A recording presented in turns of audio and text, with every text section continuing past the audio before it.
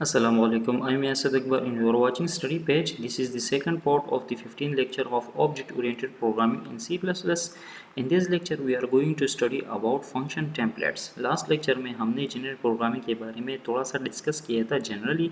आज हम specifically function templates के बारे में डिस्कस करते हैं. So what is function template? Overloaded function normally perform similar or identical operations on different types of data. हमें पता है कि हम C++ में फंक्शन को ओवरलोड क्यों करते हैं. इसलिए करते हैं ताकि एक फंक्शन नेम जो है उसको हम multiple different types of arguments के साथ या पैरामीटर के साथ यूज़ कर सके. फॉर एग्जांपल मेरे पास एक फंक्शन है सम, तो मैं चाह रहा हूँ कि ये फंक्शन जो है ये इंट फ्लोट दोनों के लिए काम कर दे. तो मैं यहाँ इंट लिखूँगा, ठीक है, और दूसरा भी मैं आर्गुमेंट इंट लूँगा, लेकिन दूसरी जगह पर सेम फंक्शन होगा लेकिन यहाँ मैं फ्लोट लूँगा, यहाँ पर फ्लोट लूँगा. या अगर मैं चाह रहा हूँ कि हो सकता है कि कल को मैं 3 नंबर को ऐड भी कर सकता हूँ इस फंक्शन के थ्रू, तो मैं इसके साथ एक और आर्गुमेंट लूँगा. तो देखिए यहाँ पर हमारे पास 2 आर्गुमेंट भी ये फंक्शन लेता है, 3 भी लेता है, और डिफरेंट टाइप्स के आर्गुमेंट भी लेता है. मीन 2 इंट 2 फ्लोट या 3 int 3 float and so on. ठीक है. So if the operations are identical for each type they can be expressed more compactly and conveniently using function template. क्या मतलब, अगर आपके पास ऑपरेशन जो है डिफरेंट टाइप्स के लिए आइडेंटिकल है, मीन्स आप सम फंक्शन लिख रहे हैं और इसमें हमेशा आप 2 ही आर्गुमेंट पास कर रहे हैं, और कभी इंट होंगे, कभी फ्लोट होंगे, कभी डबल होंगे, तो ये देखिए ऑपरेशन बिल्कुल आइडेंटिकल है. तो इस फंक्शन को हम बिल्कुल एक और फॉर्म में भी एक्सप्रेस कर सकते हैं. उसमें क्या होगा कि instead of writing different function bodies, देखिए फंक्शन ओवरलोडिंग में क्या होता है, इस सम फंक्शन को जब आप ओवरलोड करते हैं तो आप इसकी बॉडीज़ अगेन एंड अगेन लिख रहे होते हैं. फॉर एग्जांपल ये सम फंक्शन है, 2 आर्गुमेंट लेता है, तो आप 2 आर्गुमेंट इंट लिखेंगे और उसकी बॉडी लिखेंगे, फिर 2 आर्गुमेंट फ्लोट लिखेंगे, इसकी बॉडी लिखेंगे, फिर 2 आर्गुमेंट डबल लिखेंगे, उसकी बॉडी लिखेंगे. मीन्स हाँ, आप हर एक डेटा टाइप के लिए फंक्शन को बार बार डिफाइन कर रहे हैं. इसको कॉम्पैक्ट फॉर्म में लिखने का मतलब ये है कि आप इसको एक बार लिखते हैं, बार बार ना लिखे बस. ठीक है. So initially we write a single function template definition. हम क्या करेंगे, सिर्फ एक फंक्शन डिफिनीशन लिखेंगे, बार बार इसको हम इस तरह नहीं लिखेंगे. ठीक है. Then based on the type of the arguments in the function call, the compiler generates separate source code function to handle each function calls appropriately. हम फंक्शन डिफिनीशन एक बार लिखेंगे और इसमें फॉर एग्जांपल हमने दो पैरामीटर लिख दी, तो जब हम इसको फिर कॉल करेंगे अपने प्रोग्राम के अंदर, तो अगर हमने इसको इंटीजर टाइप वेरिएबल से या इंटीजर टाइप डाटा से हमने इसको कॉल कर दिया, तो कंपाइलर क्या करता है, उस डिफिनीशन का इंटीजर वर्जन क्रिएट करता है. अगर हमने फॉर एग्जांपल फ्लोट के साथ कॉल कर दिया तो कंपाइलर उसका फ्लोट वर्जन क्रिएट करता है. अगर हमने कैरेक्टर से कॉल किया तो कंपाइलर उसका कैरेक्टर वर्जन क्रिएट करता है. तो देखिए हमने फंक्शन बॉडी एक बार लिखी है इन फंक्शन टेम्पलेट्स. फंक्शन ओवरलोडिंग में क्या होता है, हम फंक्शन बॉडीज बार बार लिखते हैं. In function template we write function body once. These compiler generated functions are called function template specialisation. Compiler जो स्पेशलाइज वर्जन हर एक डेटा टाइप के लिए क्रिएट करता है उसको कहते हैं function template specialisations. All function definitions begin with keyword template. Function template definitions. All function template definitions begin with the keyword template followed by a list of template parameter enclosed in single bracket. क्या मतलब, जब हम function template लिखेंगे तो उससे function body से पहले या फंक्शन डिफिनीशन से पहले हम ये इन दोनों में से एक स्टेटमेंट लिखेंगे. ठीक है. टेम्पलेट टाइप नेम और एक जनरल डेटा टाइप. ठीक है. General data type means data type अभी इस डिफिनीशन के अंदर हम जनरल यूज़ करेंगे तो उसको हम एक नाम देंगे. फॉर एग्जांपल टी दे सकते हैं या टेम्पलेट क्लास और एलिमेंट टाइप, जो भी दिस इज़ आइडेंटिफायर अपनी मर्ज़ी से आप दे सकते हैं. लेकिन टाइप नेम और क्लास ये दोनों, इन दोनों में से आप एक कीवर्ड लिखेंगे. ठीक है. टेम्पलेट एंगल ब्रैकेट्स के अंदर टाइप नेम या क्लास और फिर name of the general data type. General data type का नेम हम खुद से देते हैं. Each template parameter that represent a type must be preceded by either the keyword class or type name. ठीक है. सो इस ब्रैकेट्स के अंदर जो जनरल डेटा टाइप का नेम होता है उससे पहले टाइप नेम या क्लास लिखना ज़रूरी है। The type parameters of a function template definition are used to specify the types of function parameters, the return type of the function, and to declare variables within a function। यहाँ पर हम ये general type क्यों लेते हैं? इसलिए कि इसके थ्रू हम फंक्शन पैरामीटर रिप्रेजेंट करते हैं, मीन्स उनके टाइप्स। रिटर्न टाइप जो डेटा हम रिटर्न करेंगे उसको रिप्रेजेंट करते हैं, और इसके साथ साथ फंक्शन के बॉडी के अंदर अगर हमने और भी वेरिएबल लेने हो तो उनके टाइप को भी हम इस तरह जनरली रिप्रेजेंट करते हैं। This means any fundamental data type और यूज़र डिफाइंड डेटा टाइप, ठीक है। तो मीन्स इंट फ्लोट या अगर आपके पास क्लासेस हो तो उसके टाइप्स भी इससे फिर रिप्रेजेंट होते हैं। With function parameters, the name of template parameters must be unique inside a template definition। Means एक function definition के अंदर आप एक टाइप नेम जो है एक बार ले सकते हैं। फॉर एग्जांपल इस डिफिनीशन के अंदर आपने T1 ले लिया तो दोबारा T1 नहीं ले सकते।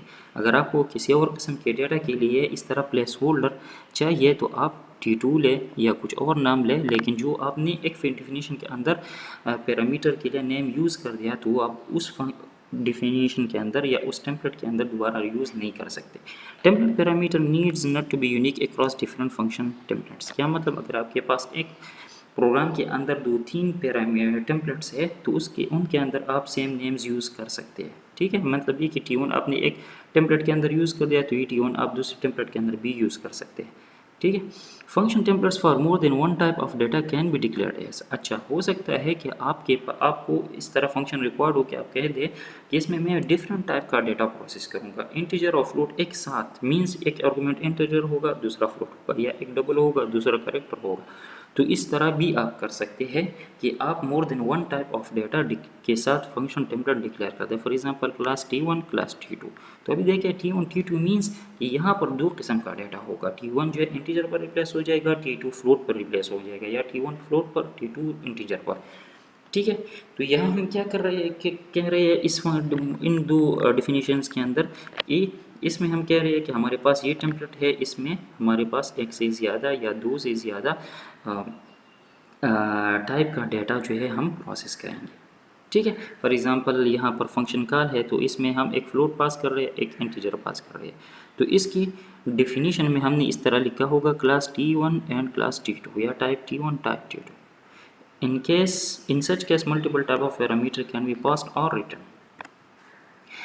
Now overloading function template. एक तो फंक्शन टेम्पलेट हो गया कि हम फंक्शन टेम्पलेट को किस तरह लिखेंगे, ठीक है। प्रैक्टिकली इंशाल्लाह नेक्स्ट लेक्चर में आप देखेंगे फंक्शन टेम्पलेट्स भी लिखेंगे और उनको ओवरलोड भी करेंगे, ओके। तो फंक्शन टेम्पलेट है। दूसरा हमारे पास है फंक्शन टेम्पलेट ओवरलोडिंग या overloading function template. So function template and function overloading are related, दोनों रिलेटेड है क्योंकि फंक्शन टेम्पलेट जो है उसके पीछे फंक्शन ओवरलोडिंग ही यूज़ होता है, लेकिन हमें नज़र नहीं आता। कंपाइलर उसके ओवरलोडेड वर्जन्स क्रिएट करता है फॉर ईच टाइप, ठीक है।